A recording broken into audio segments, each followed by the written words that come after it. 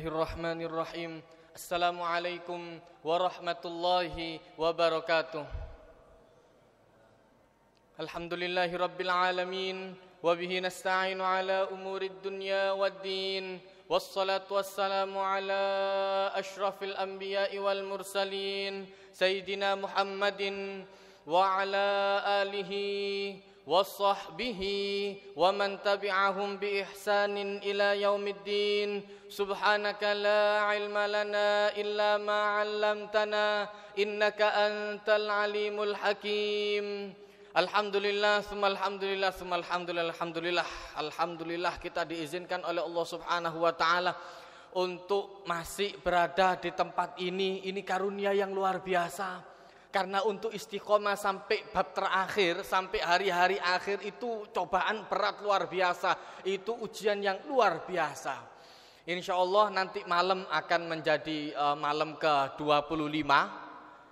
Biasa Rasulullah SAW kalau sudah sampai di akhir-akhir, terutama pada 10 hari terakhir di bulan Ramadan ini, diriwayatkan oleh Siti Aisyah radhiyallahu anha bahwa Rasul sallallahu alaihi wasallam idza dakhala al-ashr al-awakhir min Ramadan, ketika Rasul sallallahu alaihi wasallam masuk pada 10 hari terakhir dari bulan Ramadan, mulai Rasul sallallahu alaihi wasallam itu mulai memperketat ibadatnya, syadda mizarah, mulai mengencangkan sabuknya sehingga tidak terlalu banyak kumpul dengan keluarga.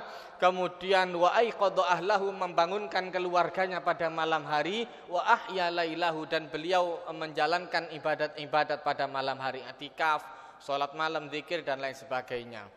Karena ada satu malam yang diberikan oleh Allah Subhanahu wa taala yang malam ini luar biasa nilainya. Kita belum tentu bisa ibadat selama 83 tahun lebih.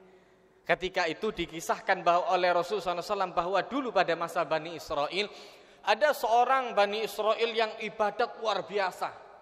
Ibadatnya luar biasa.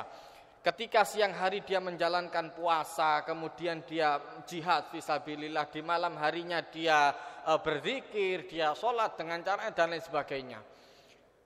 Dan ini dia lakukan selama 1000 bulan, 83 tahun lebih.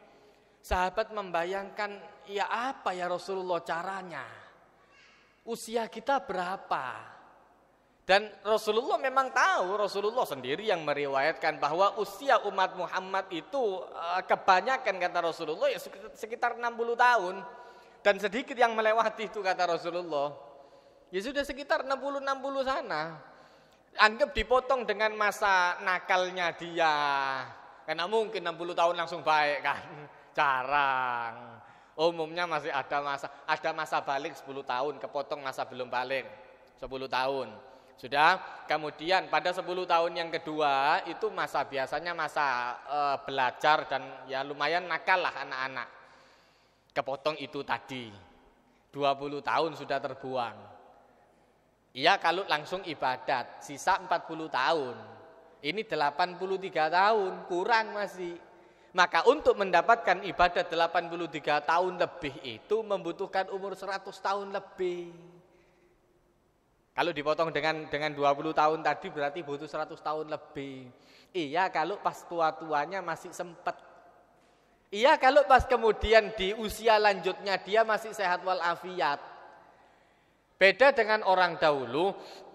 Memang Rasulullah mengkisahkan bahwa orang-orang di zaman dahulu, kata Rasulullah, memang tenaganya jauh lebih kuat dan memang mereka diciptakan oleh Allah Subhanahu wa taala, takdirnya seperti itu. Kita diciptakan oleh Allah Subhanahu wa taala dengan batas ya sebatas-batas kita, seperti usia yang lebih pendek, kemudian kesehatan yang lebih ringkih di zaman ini. Beda dengan zaman dulu, sehingga Allah Ta'ala tahu, maka diberikan ibadat yang ringan tapi pahalanya besar, bisa menyamai.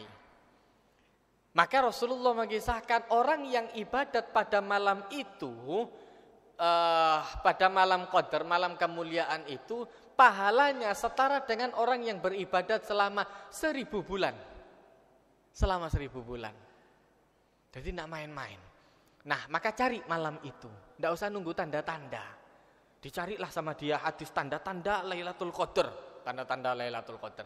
Nggak usah ribut tanda-tandanya. Cari. Jadilah hamba yang baik. Jadilah hamba yang baik. Sama seperti tukang yang baik adalah tukang yang tidak menunggu mandor untuk bekerja. Ada tidak ada mandor, ada tidak ada pengawas, tetap kerja. Jam itu tetap berputar, dilihat atau tidak dilihat. Jangan menunggu untuk ada tanda-tandanya baru kemudian menjalankan Lailatul Qadar. Jadilah hamba-hamba Allah Ta'ala yang baik, yang senantiasa menjalankan ibadat. Allah Ta'ala tahu bagaimana kualitas ibadat kita. Allah Ta'ala tahu bagaimana perjalanan kita.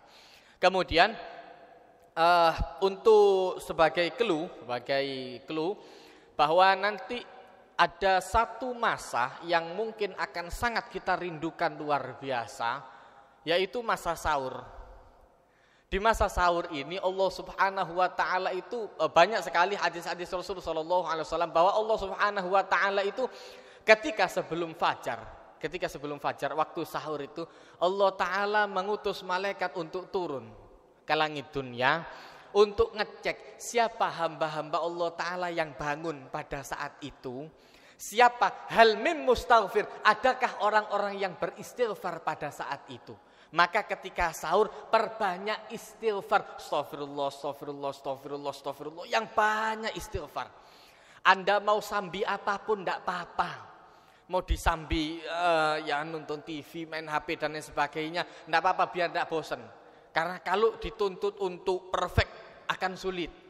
Tidak apa-apa Anda sambi, karena zikir itu memang ibadat paling ringan. Zikir itu ibadat paling ringan. Di semua ibadat itu ada aturan mainnya, kecuali zikir.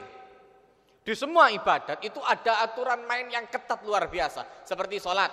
Sholat harus masuk tepat waktu, harus masuk waktunya dulu, kemudian suci badan, tempat dan pakaian dari najis, kemudian menghadap kiblat dan lain sebagainya, ada aturannya. Untuk puasa, masuk bulan Ramadan dan lain sebagainya. Berbeda dengan zikir. Allah Ta'ala cerita allazina yazkuruna Allah, yaitu orang-orang ulul albab. Itu siapa kata Allah Ta'ala? Mereka orang yang cerdik dan pandai. Bagaimana cirinya? Mereka bisa mengingat Allah Subhanahu wa Ta'ala.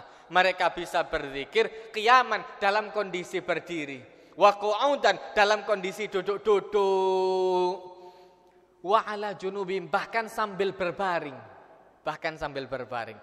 Baru kemudian bisa berpikir wa yatafakkaruna fi khalqis samawati wal ard. Di sana letak kemuliaan seseorang. Ketika pikirannya full diberikan kepada Allah Subhanahu wa taala, diberikan kembali feedbacknya oleh Allah taala dengan kecerdasan yang luar biasa. Mereka orang-orang yang cerdik dan pandai kata Allah taala.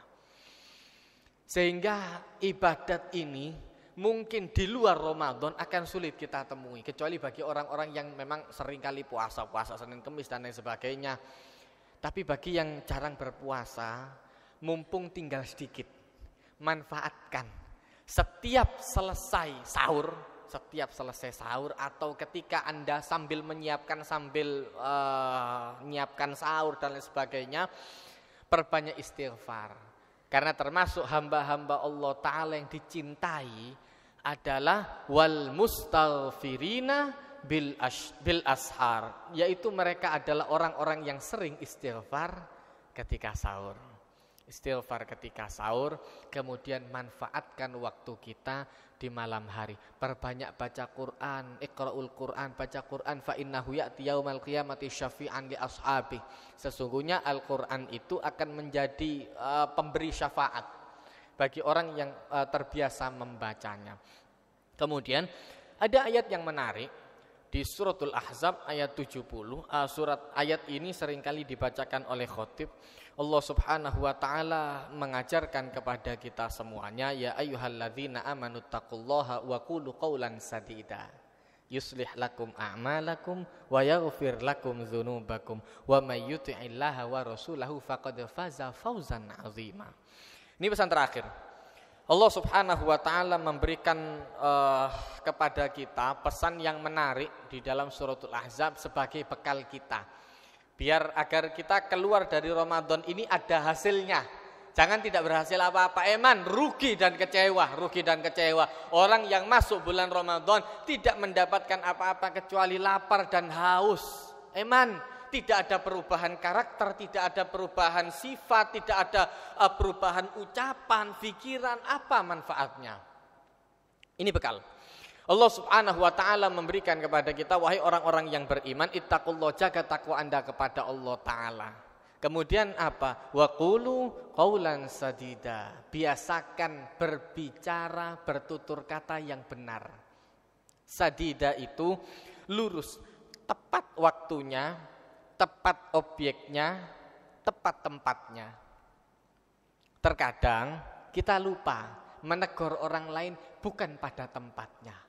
Pada saat ramai luar biasa, saya negur baik-baik. Imam Syafi'i mengajarkan, ketika Anda menegur saya, di saat saya sendirian, hakikatnya Anda ingin memperbaiki saya. Tapi kalau Anda menasehati saya di saat ramai, di tempat yang ramai, itu bukan untuk menasehati, untuk mempermalukan. Tempatnya dulu dilihat. Kemudian yang kedua, objeknya. Qulu qaulan sadida, kalau mau ngomong yang betul. Tepat objeknya. Kalau marahnya sama satu orang, selesaikan sama satu orang, enggak usah dibuat status. Ibu-ibu kadang-kadang status, semua laki-laki sama saja. Iki yang cerita nih, dia ada masalah sama suaminya rupanya. Geger sama suaminya. Terus habis gitu mungkin ada tetangganya juga yang laki yang mungkin seperti itu. Akhirnya dia buat status, semua laki-laki sama saja. Ini apa?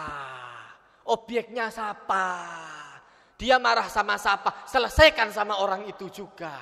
Jangan bawa orang banyak, ngapain? Objeknya paskan, tempatnya, objeknya. Terakhir, waktunya. Tunggu sampai tenang. Rasul Shallallahu Alaihi Wasallam pernah mengajarkan bahwa menasehati seseorang di saat marah merupakan perbuatan yang sia-sia. Musik ngamuk, panas otak, Anda nasihati, percuma, capek, tidak didengarkan. Tunggu sampai mereda, baru nasihati.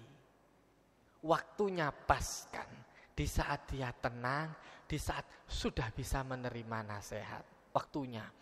Dan Rasulullah juga pernah mengajarkan, jangan menasehati seseorang di saat dia sedang puncak emosi sedihnya. Mari kepaten dinasehati, percuma tidak masuk. Mungkin hanya menjadi didengarkan saja iya. Masuk ke hati, belum tentu. Karena emosinya sedang memuncak antara emosi marah atau emosi sedih luar biasa. Waktu, objek, dan tempatnya dipaskan, itu qaulan sadida. Dan insya Allah kalau itu dilakukan, perilaku, akhlak, nanti sampai ke belakangnya akan diperbaiki oleh Allah Subhanahu wa taala. Mudah-mudahan yang sedikit ini bisa menjadi bekal untuk kita. Barakallahu fil Qur'anil azim wa nafa'ani wa iyyakum bima fihi minal ayati wa dzikril hakim wa taqabbala minni wa minkum tilawatahu innahu wal ghafurur rahim. Rabbana atina fid dunya hasanah wa fil akhirati hasanah wa qina adzabannar wa adkhilnal jannata ma'al abrari aziz ya ghaffar ya rabbal alamin. Sallallahu alaihi wasallam ala nabiyil ummi wa ala alihi wa sallam walhamdulillahi rabbil alamin. Wassalamualaikum warahmatullahi wabarakatuh.